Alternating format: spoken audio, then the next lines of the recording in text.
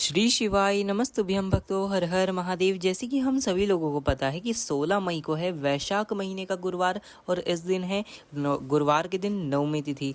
और अगर आप परेशान हो कि ऐसी आपकी कोई मनोकामना है जो महादेव जी पूर्ण नहीं कर रहे, बहुत प्रयास करा उस मनोकामना को पूर्ण करने के लिए, कहीं आपकी कोई ऐसी इच्छा है जो महादेव जी पूर्ण ही नहीं कर रहे हैं, तो नवमी के दिन 9 बेलपत्र वाला उपाय आपको करना है। केवल शाम को 7 बजे 9 बेलपत्र आपको महादेव जी को समर्पित कर देना है।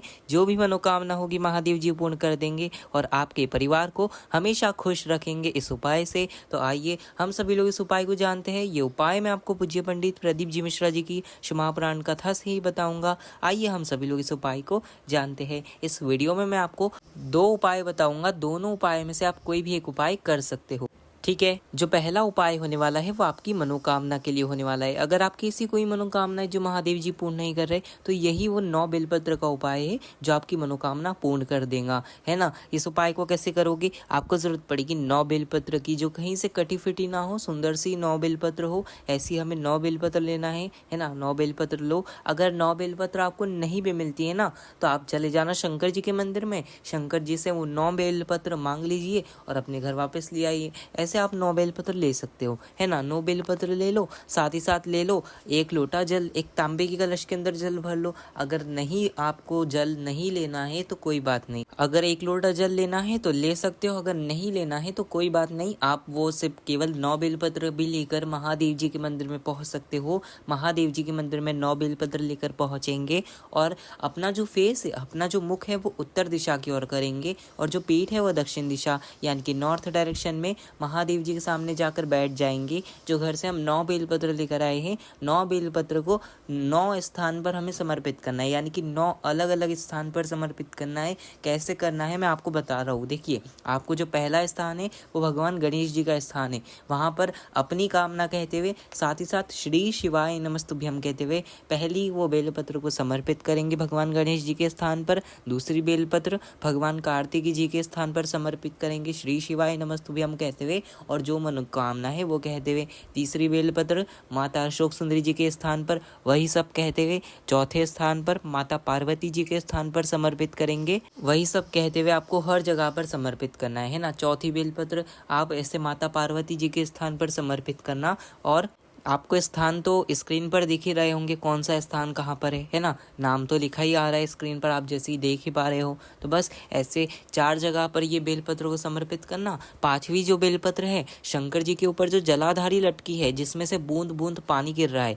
ना, उस जलाधारी पर आपको वो 5वीं बेलपत्र को समर्पित करना है। 6वीं बेलपत्र आपको महादेव जी के शिवलिंग पर श्री शिवाय नमस्तुभ्यम कहते हुए जो अपनी मनोकामना है वो सब महादेव जी से कहते हुए शिव जी के शिवलिंग पर 6वीं बेलपत्र महादेव जी के शिवलिंग पर समर्पित करेंगे। पर जो बेलपत्र की डंडी होगी, जहां माता अशोक सुंदरी जी का स्थान है, यानी कि उत्तर की ओर वो डंडी का मुख होना चाहिए, जहां से जल बहता है, उत्तर में ही महादेव जी का जल बहता है, तो उत्तर दिशा की ओर वो डंडी का मुख कर दीजिए और 6वीं बेलपत्र ऐसे समर्पित कर दीजिए। 7वीं जो बेलपत्र है तो वो 7वीं बेलपत्र लेना और उसके बीच वाले पत्ते पर शहद लगा देना। क्या लगा दोगे? थोड़ा सा शहद, मात्र 4 से 5 बूंद। वो जो ऊपर वाला बीच वाला पत्ता है उस पर आप शहद लगा दोगे और उस बेलपत्र को अपने सीधे हाथ की हथेली में रखकर उसे बीच वाले पत्ते को अंगूठे से दबाकर आप महादेव जी के शिवलिंग पर अपनी जो भी मनोकामना है, जो भी इच्छा है, वो सब कहते हुए आप महादेव जी के शिवलिंग पर वो बेलपत्र को चिपका देंगे। और बस ऐसी 7वीं बेलपत्र समर्पित करने के बाद 8वीं बेलपत्र जब मंदिर से जा रहे हो आप सब प्रार्थना कर तो जाते जाते भगवान नंदी जी के सिर पर समर्पित करेंगे। नंदी भगवान जी के सिर पर जब समर्पित करेंगे तो बेलपत्र सीधी होनी चाहिए, यानी कि जो चिकना वाला भाग हम अब तक नीचे समर्पित करते थे, यानी कि हम भगवान को जो टच कराते थे चिकना वाला भाग, अब इस बार आपको ऊपर वो भाग लेना है ना। यानी कि चिकना वाला भाग ऊपर की साइड होना चाहिए और दरदरा वाला जो भाग रहता है वो नीचे की साइड होना चाहिए। इस बात का आपको ध्यान रखना है। सीधी बेलपत्र नंदी भगवान जी के सिर पर समर्पित करना है। 8वीं बेलपत्र, कौन सी बेलपत्र?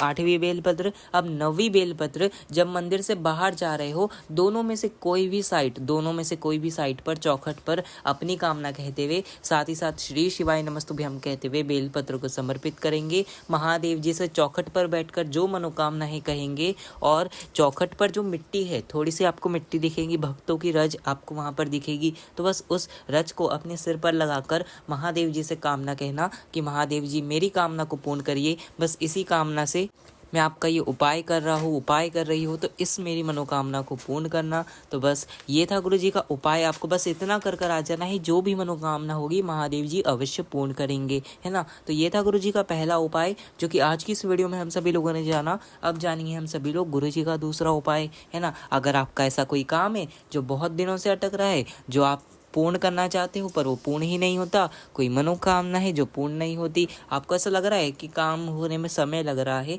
तो इस उपाय को आपको करना चाहिए। किसी भी दिन आप इस उपाय को कर सकते हो, ऐसा इसमें दिन निर्धारित नहीं है, पर नवमी के दिन करूँगी तो अच्छी बात है ना। क्या करना, धतूरे का पुष्प लेना। क्या लोगे, धतूरे का पुष्प लेना, जो आपको स्क्रीन पर दिख रहा है। इसी प्रकार से 2 धतूरे के पुष्प लेंगे। कितने, 2 पुष्प। अगर आपको किसी भी दिन 2 धतूरे के पुष्प मिल जाते हैं तो इस उपाय को आपको करना चाहिए फिर, है ना। अगर 2 पुष्प आपको किसी भी दिन मिल जाए, नवमी दिन अगर किसी भी दिन मिल गए आपको 2 पुष्प धतूरे के, तो भी आप इस उपाय को कर सकते हो। ऐसा जरूरी नहीं है कि आपको नवमी के दिन वो धतूरे के पुष्प नहीं मिल रहे तो आप जबरदस्ती कहीं से भी लेकर आओगे। नहीं, आपको कहीं से मिल जा रहे हैं, आपके घर के आसपास से, या आप घर के आसपास तोड़ने जा रहे हो, तो भी आप इस उपाय को कर सकते हो, है ना। क्या करना, 2 जो धतूरे के पुष्प हैं उनको लेकर जाना महादेव जी के मंदिर में। अपनी जो कामना है वो सब कहते हुए इस उपाय को करेंगे। अपना जो फेस है वो उत्तर दिशा यानी कि नॉर्थ डायरेक्शन में रखेंगे। महादेव जी के सामने जाकर बैठ जाएंगे, है ना। महादेव जी के मंदिर में जाकर बैठ जाओ,